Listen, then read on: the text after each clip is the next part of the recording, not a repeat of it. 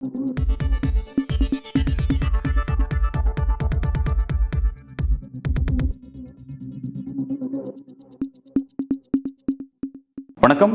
பூவுலகின் நண்பர்கள் அமைப்பிலிருந்து வழக்கறிஞர் வெற்றிச்செல்வன் அவர்கள் இன்றைக்கு நம்முடன் அரசியல் பேச இணைந்திருக்கிறார். சார் வணக்கம். வணக்கம். 2025-26க்கான பட்ஜெட்டை பொறுத்த வரைக்கும் பட்ஜெட்டில் குறிப்பிடத்தக்க ஒரு விஷயமா நீங்கள் கான்சன்ட்ரேட் பண்ணக்கூடிய என்வரன்மெண்ட் சார்ந்து இயங்கக்கூடிய நீங்கள் கான்சன்ட்ரேட் பண்ணக்கூடிய ஒரு முக்கியமான விஷயங்கிறது இந்த நியூக்ளியர் பவர் அந்த விஷயத்தை மோடி சொல்லியிருந்தார். இந்தியாவுடைய அடுத்த எதிர்கால வளர்ச்சிக்கான விஷயங்களை இந்த சிவில் நியூக்ளியர் பவர் தான் முக்கிய ரோல் பண்ண போகுது அப்படின்னு சொல்லியிருக்கிறாரு. அது சார்ந்த பட்ஜெட்லையும் அம்சங்கள் இடம்பெற்றிருந்ததை பார்த்தோம். நீங்கள் அது மீதான கடுமையான விமர்சனங்களை முன்வைக்கிறீங்க. நீங்கள் அந்த சப்ஜெக்ட் எப்படி பார்க்குறீங்க? அதாவது என்னென்னா, இப்போ இந்திய அணுசக்தி துறை அப்படிங்கிறது நமக்கு 1946 செயல்படக்கூடியது. சுதந்திரம் கிடைப்பதற்கு முன்பாகவே அணுசக்தி சார்ந்திருக்கக்கூடிய செயல்பாடே இந்தியா தொடர்ச்சியாக நடந்து கொண்டே வருது. 71 நம்ம ப்ரோக்ராம், அந்த 73 போக்ரான் அணுகுண்டு சோதனை அப்படிங்கிறது செய்யப்பட்டது. அதற்கு பின்பாக இந்தியா அது நாள் வரைக்கும் ஆட்டம்ஸ் ஃபார் பீஸ் அப்படிங்கிற கருத்தில் தான் வந்தாங்க. அணு அப்படிங்கிறது, அணு ஆற்றல் அப்படிங்கிறது அமைதிக்கான பர்பஸ் தான் செய்வோம். அதேமாரி இப்போ அணு ஆயுத நாடாக இந்தியா மாறிக்கிட்டு. ஸோ அதுக்கு பின்னாடி இருக்கக்கூடிய இந்த அணு ஆயுதங்கிறது அது பின்னாடி மிகப்பெரிய ஒரு பொலிட்டிக்கலான விஷயம். உலகங்களுமே அது யார் வச்சுருக்காங்களோ அது வல்லரசாக நாடாக கருதப்படுறது. ஸோ அதற்கு எதிரானது அமெரிக்கா மட்டும் கற்றுள்ளது, அப்புறம் ரஷ்யாவிடம் இருக்கக்கூடியது. இந்த மாதிரி கோல்டு வார் சேர்ந்திருக்கக்கூடியது அந்த அணு சார்ந்திருக்கக்கூடிய அணு ஆற்றல் சார்ந்திருக்கக்கூடியது முழுக்க அரசியல் ரீதியாக இருக்கக்கூடியது. அது ஒரு ஜியோ பொலிட்டிக்கல் இஷ்யூ. இப்போ இந்த பட்ஜெட்டில் பொறுத்த வரைக்கும், இந்த பட்ஜெட்டில் என்ன ஒரு அறிவிப்பு வந்திருக்காருன்னா, 2 விஷயத்தை சொல்கிறாங்க. ஒன்று என்ன சொல்கிறாங்கன்னா, நியூக்ளியர் எனர்ஜி மிஷன் என்று ஒரு புதுசாக அறிவிக்கிறாங்க.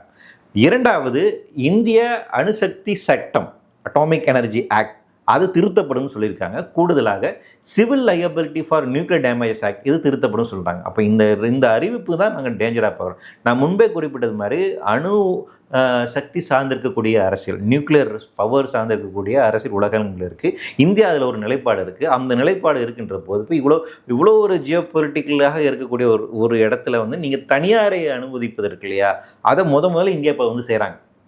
அதுக்கான ஒரு பாலிசியை இப்போ அனௌன்ஸ் பண்ணுறாங்க.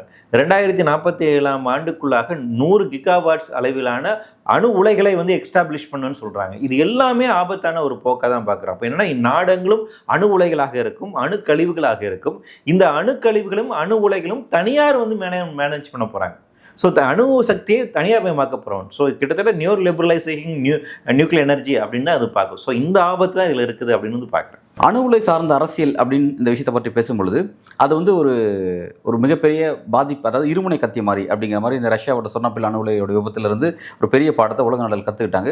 பல வல்லரசு நாடுகள் இப்போ அதுலேருந்து அடுத்த கட்டத்தை நோக்கி நகரலாம், இதுக்கு மாற்று வேறு என்ன அப்படின்ற அளவுக்கு அதை டிஸ்கஸ் பண்ணுறாங்க, அதை நோக்கி நகராங்க. பட் இந்தியா இல்லை, அதில் இன்னும் டெப்த்தாக போடணும்னு ஆசைப்படுறாங்க. இது எப்படி இந்த விஷயத்தை நம்ம புரிஞ்சுக்கலாம்? இப்போ அவங்கள பார்த்து இந்தியா பாடம் கற்றுக்கலையா?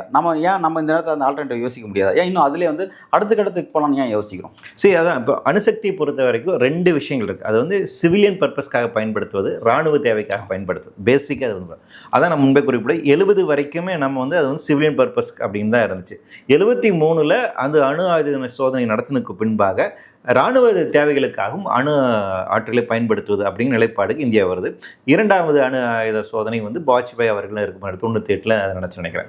ஸோ அப்போ இந்த 2 போக்ரான் அணு குண்டுக்கு பின்பாக இந்தியா அணு ஆயுதம் சார்ந்திருக்கக்கூடிய ஒரு வல்லரசு நாடாக மாறி இப்போ அணு ஆற்றலை நீங்கள் எப்படி பயன்படுத்த போகிறீர்கள் அப்படிங்கிற ஒரு கேள்வி இருக்குது.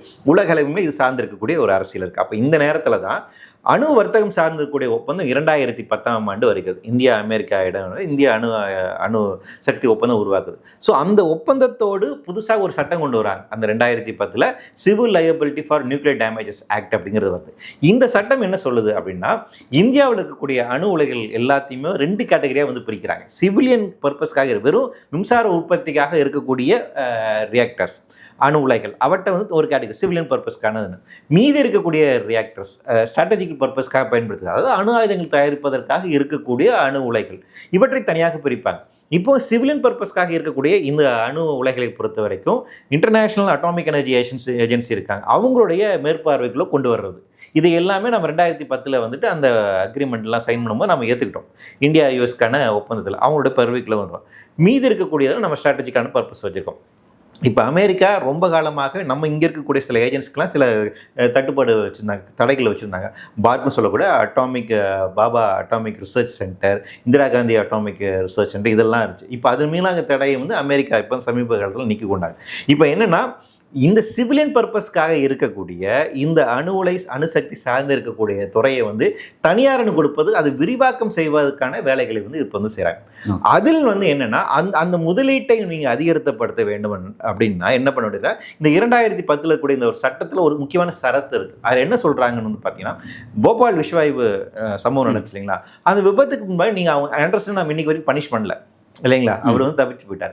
அப்போ என்ன, இந்தியாவில் சட்டங்கள் போதாமைகள் இருக்குதுன்னு தெரிய வந்துச்சு. அப்போ இந்த மாதிரி ஒரு விபத்து நடந்தால், ஒரு ஆக்சிடென்ட் நடந்தால் அவங்களுக்கு பொறுப்பு இருப்பது, அவங்க அகேன்ஸ்டாக கேசஸ் ஃபைல் பண்ணுவது, காம்பன்சேஷன் வாங்குறதுக்கு போதுமான சட்டங்கள் இல்லை. அதனால தான் 1986 என்விரான்மெண்ட் ப்ரொடெக்ஷன் ஆக்ட் கொண்டு வந்தோம். அதே மாதிரி 1991 பப்ளிக் லையபிலிட்டி ஃபார் இன்சூரன்ஸ் ஆக்டும் கொண்டு வந்தோம்.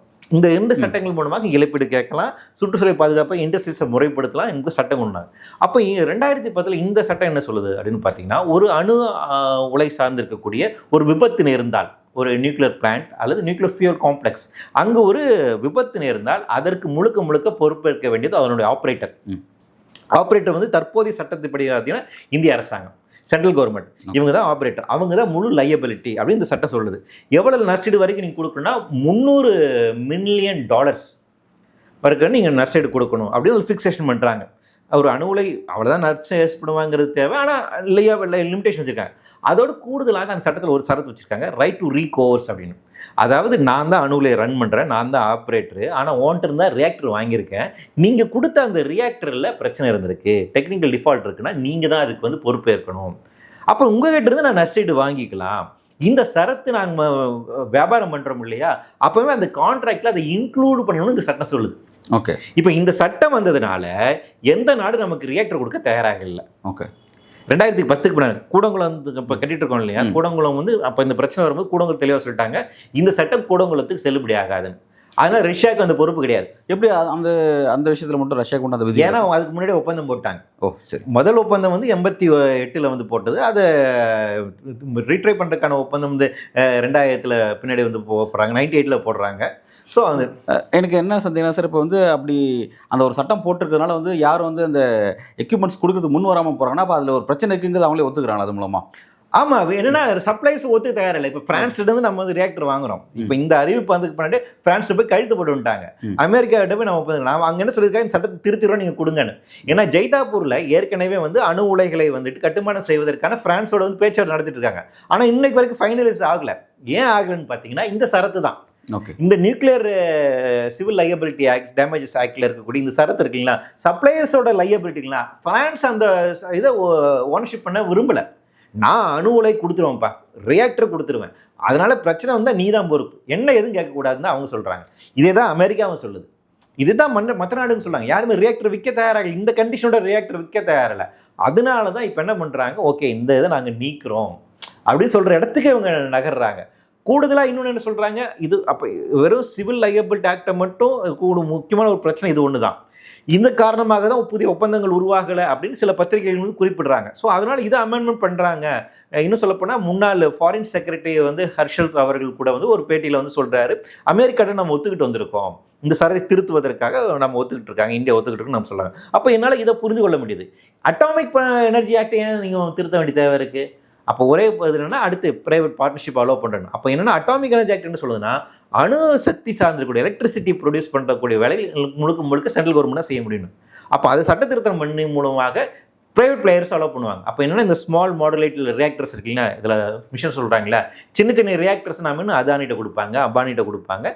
இவங்க இந்த ரியாக்டர்ஸையும் அங்கே தனித்தனியாக இருந்து எலக்ட்ரிசிட்டியை உற்பத்தி பண்ணி பொதுமக்கள் பார்வை வைப்பாங்க, பொதுமக்களுக்கு விநியோகம் வேலைகள். அப்போ இந்த வர்த்தகத்தையும் வழங்க முடியாது. இதில் நீங்கள் குறிப்பிட்டது போல் இன்றைக்கி இந்தியாவில் இருக்கக்கூடிய ஆற்றல், நம்மளுடைய மின்சார தேவைக்கு பெரும்பான்மையான தெர்மல் பவர் ஸ்டேஷன் நம்பி தான் இருக்குது. தெர்மல் பவர் ஸ்டேஷனில் நம்ம வெளியே 2 ஒரு தேவை இருக்குது. காலநிலை மாற்ற பிரச்சனையாக இருக்கனால நிலக்கரி சார்ந்து இருக்கக்கூடிய பொருட்களை பயன்படுத்தக்கூடாது, அதுலேருந்து வெளியேற வேண்டிய ஒரு தேவை. அப்போ அதற்கு மாற்றாக இதை வைக்கிறாங்க. அப்போ இன்றைக்கி என்னென்னா, இதை வந்து முழுக்க வர்த்தகம் சார்ந்த தனியார் மயம் சார்ந்திருக்கக்கூடிய மாற்று எரிசக்திக்கான ஒரு தீர்வாக இதை வந்து ப்ரொபகண்டா பண்ணுறாங்க. இல்லை, இப்போ இது சரியான தீர்வாக நம்ம வந்து அதை மீள்பார்வை செய்ய வேண்டியது இருக்குது. ஏன்னா கூடங்குளம் அணு உலை வரும்போதே வந்து அதுக்கான எதிர்ப்பு மிகப்பெரிய மக்கள் திரள் போராட்டமாக இருந்ததை நம்ம பார்த்தோம். ஏன்னா மக்கள் பல இடத்துல பாடம் கற்றுக்கிட்டாங்க, அதை பார்த்தாங்க. அப்படி இருந்தும் கூட வந்து அதில் இருக்க அபாயத்தை பற்றி யோசிக்காமல் அது இன்னும் அடுத்த கட்டத்துக்கு கொண்டு போகணும், அதுக்கு இவ்வளோ டார்கெட் வச்சு இவ்வளோ புதிய புதிய பிளான்ஸ் உருவாக்க வேண்டியது இருக்குது, புதிய எக்யூப்மெண்ட்ஸ்லாம் இறக்குமதி செய்ய வேண்டியது இருக்குது, அதுக்காக சட்டத்தை மாற்றி அமைக்க வேண்டியது இருக்குன்னு ஒரு சீரியஸான இடத்துக்கு வந்து இப்போ இந்திய அரசு நகருது. அப்படின்னா என்னோட டவுட் என்னென்னா, இப்போ அது அணு ஆற்றல் வந்து அந்தளவுக்கு தேவை இங்கே இருக்குது, அது இல்லாமல் தவிர்க்காமல் நம்மளால் வந்து அதை தவிர்த்துட்டு நம்மளால் வந்து வாழ முடியாது அப்படின்ற ஒரு இடத்துக்கு இந்திய அரசு வந்திருக்கான்ற ஒரு கேள்வி எனக்கு ஒன்று இருக்குது. இதே நேரத்தில் இன்னொரு ஒரு கேள்வி இருக்குது, அதையும் நீங்கள் விளக்கிறீங்க. நம்மளோட அதை நமக்கு ஈக்குவலான மக்கள் தொகை கொண்ட சீனா வந்து இந்த பிரச்சனை எப்படி கையாளுறாங்க? மக்கள் தொகை அதிகமாக இருக்குன்னா இப்போ கவர்மெண்ட் கிட்ட மக்கள் தொகை அதிகங்க நம்ம அதை தான் ஃபாலோ பண்ணியாகணும்னு சொல்லுவாங்க. அப்படி இருக்கும்போது இதே மாதிரியான மக்கள் தொகை கொண்டு இருக்க சீனா வந்து இதே மாதிரியான பேட்டர்னை பின்பற்றாங்களா, இல்லை அவங்க அதுக்கு ஏதாவது ஒரு சொல்யூஷன் இருக்கா அவங்ககிட்ட? நிச்சயமாக வந்து அணுசக்தி வந்து நிச்சயமாக அதுக்கும் தீர்வாகாது. இப்போ எக்ஸிஸ்டிங் இதிலே வந்து பார்த்தீங்கன்னா 3% கீழான மின்சாரம் தான் அணுசக்தியில் நமக்கு வந்து கிடைக்குது. இப்போ கூடங்குளம் வந்து எக்ஸ்டாப்ளிஷ் பண்ணும்போது என்ன சொன்னாங்க, 1000 மெகாவாட்ஸ்க்கு வந்து 2 அணு உலை கொண்டு வரும், 2000 மெகாவாட் உங்களுக்கு வந்து கிடைச்சிடும். 2000 மெகாவாட்லேருந்து உங்களுக்கு 400 மெகாவாட் நாங்கள் தமிழகத்துக்கு மட்டுமே கொடுத்துருவோம். ஆனால் ஒட்டுமொத்தமாக நமக்கு அவ்வளோ கொடுத்துருக்காங்களான்னு பார்த்தீங்கன்னா யாருமே ஃபுல் கெப்பாசிட்டியில் இயக்க முடியாது. நீங்கள் வண்டி ஓட்டுறீங்க, அதோட ஸ்பீடோமீட்டர் பார்த்தீங்கன்னா 200 வரைக்கும் இருக்கும். யாராச்சும் 200 கிலோமீட்டர் ஸ்பீடில் வண்டி ஓட்டுறாங்களா? இல்லைங்களா? அட்மோஸ்ட் நீங்கள் 80, 90, 100 வரைக்கும் தான் போகலாம். ஸோ 50% ஆஃப் இது தான் நீங்கள் அதை ரன் பண்ண முடியும். அது ஃபுல் கெப்பாசிட்டியில் இயக்க முடியாது. அதே மாதிரி தான் ஒரு அணு உலை வந்துட்டு அது வந்து 1000 மெகாவாட்டாக இருந்தாலும் 1000 மெகாவாட்டுக்கு நீங்கள் இயக்க முடியாது. அட்மோஸ்ட் அது வந்துட்டு 500 மெகாவாட் 600 மெகாவாட் வரைக்கும் தான் இயக்க முடியும். அப்போ அதுலேருந்து உங்களுக்கு அந்த அளவு தான் போக முடியும். அதையும் நீங்கள் கண்டினியூஸாக பண்ண முடியாது கிடையாது. கூடங்குளம்னால தான் கண்டினியூஸாக அதை இயக்க முடியல. நம்ம மெட்ராஸ் அட்டாமிக் பவர் ஸ்டேஷன் வந்துட்டு பார்த்தீங்கன்னா 1 வந்து பல நாள் மூடி தான் வச்சுருக்காங்க, அது செயல்படுறதே இல்லை. நம்பர் 2மே வந்து பார்த்தீங்கன்னா எப்போமா செயல்படும், அது க்ளோஸ் ஒன்று தான் பண்ணுறாங்க. அப்போ கண்டினியூஸாக வந்து ஒரு நியூக்ளியர் ரியாக்டரை நீங்கள் வந்து ஃபங்க்ஷன் பண்ணுறதுங்கிறது டேஞ்சரஸான ஒரு விஷயம். அவ்வளோ ஃபுல் கெப்பாசிட்டியோட பண்ண முடியாது. அப்போ அதனால தான் இப்போ சின்ன ரியாக்டர் பேசுகிறாங்க. சின்ன ரியாக்டர்ஸ்லையும் இந்த மாதிரி பிரச்சனை இருக்குது. ஸோ இதையும் வந்து கண்டினியூஸாக நீங்கள் தொடர்ச்சியாக வந்து இயக்குவது பண்ண முடியாது. அதுக்கு அது ஒரு பிரச்சனை இருக்குது. ரெண்டாவதுல இருக்க பிரச்சனைனா, ஏற்கனவே இருக்கக்கூடிய இந்தியாவில் இருக்கக்கூடிய அணு உலையிலேருந்து வரக்கூடிய அணு கழிவுகளை என்ன செய்ய போகிறாங்க, இன்றைக்கி தீர்வு கிடையாது. இப்போ கூடங்குளத்தில் கூடிய அணு கழிவுகளை வந்து என்ன பண்ணாங்கன்னா 2013ஆம் ஆண்டு சுப்ரீம் கோர்ட் நம்ம கேஸ் ஃபைல் பண்ணி அது என்ன சொன்னாங்கன்னா, கூடங்குளம் அணு உலைகள் நீங்கள் அங்கே வைக்கக்கூடாது, மக்கள் அச்சுறுத்தலோடு இருக்காங்க, பயப்படுறாங்க, அதனால் அந்த அணு உலைகளை அணு கழிவுகளை வேறு இடத்துல பத்திரமா எனக்கு சேமித்து வைக்கணும், அது ஒரு ஃபெசிலிட்டி உருவாக்கணும். அந்த ஃபெசிலிட்டிக்கு டிஜிஆர்னு சொன்னாங்க, டீப் ஜியாலஜிக்கல் ரெஸ்பிரேட்டரி. அதுதான் இன்றைக்கி வரைக்கும் ஒரே தீர்வு. அணுக்கழிவுகளை பொறுத்த வரைக்கும் அதை மேலாண்மை செய்வதற்கு இந்த டெக்னாலஜி தான் இருக்குது. அணுக்கழிவுகளை நீங்கள் வேறு ஒன்றும் பண்ண முடியாது, அதை ரீயூஸ் பண்ண முடியாது, இது பண்ணுறதுக்கு எதுவுமே பண்ண முடியாது. அதில் அந்த ஃபிசைல் மெட்டீரியல்னு சொல்லக்கூடிய அந்த இராணுவ இதுக்கான தேவையான புளூட்டோனியத்தை எடுத்துருவாங்க. மீதி இருக்கக்கூடிய இதெல்லாமே கழிவுகளாக தான் சேரும். அந்த ஸ்பென்ட் நியூக்ளியர் ஃபியூல்னு சொல்லுவாங்க. அந்த ஸ்பென்ட் நியூக்ளியர் ஃபியூலை பல லட்ச கோடி வருடத்துக்கு நீங்கள் தொடர்ச்சியாக பாதுகாப்பாக வைக்க வேண்டும். ஏன்னா அதுலேருந்து ரேடியேஷன் எமிட் இருக்கும். அதில் புளூட்டோனியம் இருக்கும், உரேனியம் இருக்கும், இன்னும் வேறு விதமான ரேடியேஷன்ஸ்க்குள்ள கதிர்கள் இருக்கும். அதெல்லாம் பல லட்ச வருடங்கள் தொடர்ச்சியாக ரேடியேஷன் எமிட் பண்ணிகிட்டே இருக்கும். ஸோ அவ்வளோ வருஷத்துக்கு நீங்கள் அதை சேஃப்கார்ட் பண்ணணும். அது அந்த ரேடியேஷன் பக்கத்தில் போனாங்க மனுஷன் உடனே செத்து போயிடும், அந்த அளவுக்கு ஹைலி ரேடியேக்டிவாக இருக்கும். ஸோ அதை வந்து ப்ராப்பராக நீங்கள் வந்துட்டு ஒரு சிலிண்டர் சீல் பண்ணி அதை கொண்டு போய் ஒரு டீப்பாக ஒரு 2000 அடி ஆழத்தில் நீங்கள் சுரங்கம் அமைத்து அதற்குள் பத்திரமாக மூடி அமைக்க வேண்டும். இந்த ஃபெசிலிட்டி தான் டிஜிஆர். இந்த ஃபெசிலிட்டியை 5 ஆண்டுகளுக்குள்ளாக எந்த இடத்துல வைக்க போகிறீங்கிற இடத்த கண்டுபிடிங்கன்னு சுப்ரீம் கோர்ட் சொன்னாங்க 2013. இன்னைக்கு வரைக்கும் பண்ண முடியல. இன்னைக்கு வரைக்கும் அணுசக்தி துறை மேலே செய்யணும். அணுசக்தி துறை என்ன சொல்லுதுன்னா, எனக்கு இந்த இடத்த ஐடென்டிஃபை கஷ்டமாக இருக்குது, அதுக்கு பதிலாக நாங்கள் என்ன பண்ணுறோம், ஏஎஃப்ஆர்னு சொல்லிட்டு ஒரு ஃபெசிலிட்டி, அவே ஃப்ரம் ரியாக்ட்னு ஒரு ஃபெசிலிட்டி உருவாக்குறோம், அதை கூடங்குளம் அணு உலை அந்த இடத்துலையே நாங்கள் கொண்டு வரோம், அங்கே நாங்கள் சேமித்து வைப்போங்கிறாங்க. 30-40 வருஷத்துக்கு பிரச்சனை இல்லை, அதற்கு பின்பாடி நாங்கள் பார்த்துக்குறோங்கிறாங்க. அப்போ என்னன்னா இன்றளவில் அணுக்கழிவுகளை என்ன செய்ய போகிறாங்க என்பதான தீர்வு கிடையாது. தெளிவான திட்டங்கள் இல்லாமல் நகர்ந்துட்டு இருக்காங்க. இந்த நேரத்தில் நீங்கள் புதுசாக அணு உலை கொண்டு வரீங்கன்னா அப்போ அந்தந்த இடத்துல எல்லாத்துக்கும் அணுக்கழிவுகள், அப்போ ஒரு ரியாக்டர் மட்டும் இல்லை அணுக்கழிவுகள் இருக்கும். ஃபுகுஷிமா நமக்கு அதான பிரச்சனை. ஸோ இதே தான் வந்து ஃபுகுஷிமா இருந்தது. இப்போ ஃபுகுஷிமா அணு உலை விபத்து பொறுத்த வரைக்கும் அங்கே ரியாக்டர்ஸுமே இருந்துச்சு, அதே மாதிரி அந்த ஸ்பென்ட் நியூக்ளியர் ஃபியூல் சொல்லக்கூடிய அந்த அணுக்கழிவுகள் இருந்துச்சு. அப்போ 2 இடங்களிலும் பாதிப்பு இருக்கும்போது ரேடியேக்டிவ் எமிஷன்ஸ் வந்து ரொம்ப அதிகமாக இருக்கும். ஸோ அந்த அது எதிர்கொள்வது நமக்கு சிக்கலான விஷயம். அப்போ அதனால தான் ரியாக்டர் பக்கத்திலேயே ஃபியூல் வைக்கக்கூடாது, அந்த ஸ்பென்ட் நியூக்ளியர் ஃபியூலை வைக்கக்கூடாது, அந்த அணுக்கழிவுகளே வைக்கக்கூடாது, அதை வேறு இடத்துல வைக்க வேண்டும் அப்படிங்கிறதுக்கான உத்தரவை வந்து உச்சநீதிமன்றம் தந்தாங்க. அப்போ ஆனால் இப்போ இந்த இடம் நீங்கள் ஃபெசிலிட்டியே கண்டுபிடிக்காத பட்சத்தில் அப்போ என்ன ஆகுன்னு பார்த்தீங்கன்னா, அப்போ இந்தியாவுக்கும் நீங்கள் வந்து 100 கிகாவாட்ஸ் அளவுக்கான ரியாக்டர்ஸ் கொண்டு வரப்பீங்க. சின்ன சின்ன நீங்கள் அப்போ 100 மெகாவாட்கான 200 500 மெகாவாட்கான இதுன்னு பார்த்தீங்கன்னா இப்போ எவ்வளவு அணுலை கொண்டு வரணும்னு யோசிச்சு பாருங்க. அப்போ இந்தியா வந்து எல்லா மாநிலங்களையும் வந்து இந்த மாதிரி ரியாக்டர்ஸ் இருக்கும், அதுலேருந்து அணுக்கழிவுகள் மையம் அங்கேயே இருக்கும். அப்போ அது எதிர்காலத்தில் அது எவ்வளவு சிக்கல்களை ஆபத்துகளை உண்டாக்குங்கிறது இருக்குல்ல, அது மிகப்பெரிய ஒரு நிலைமையில தான் வந்து போய் முடியும். ஸோ அதனால் நிச்சயமாக வந்து இது வந்து நாம் தடுக்கப்பட வேண்டிய ஒரு விஷயம். இதில் பின்னாடி கூட ஆபத்து அப்படிங்கிறது இதுதான். ஒரு அணு ஆற்றலை கையாள்வதில் எவ்வளவு முன்னெச்சரிக்கை நடவடிக்கை தேவை அப்படிங்கிறத வந்து நீங்கள் பல விஷயத்தை குறிப்பிட்டு நீங்கள் உங்களோட கருத்தில் வழங்கியிருக்கீங்க. இதை பற்றியெல்லாம் வந்து இந்திய அரசு வந்து சரியாக கவனம் கொடுத்து செயல்பட மாட்டேங்கிறாங்க அப்படிங்கிற ஒரு குற்றச்சாட்டை முன்வைக்கிறீங்க. இந்திய அரசு தன்னோட ஸ்டாண்டை மாற்றிக்கிறாங்களா, இது பற்றிய விஷயத்த போதிய தெளிவோடு அடுத்த கட்டத்தை நோக்கி நகர்றாங்களா அப்படிங்கிறத நம்ம பொறுத்திருந்து பார்ப்போம். மிக்க நன்றி. நன்றி.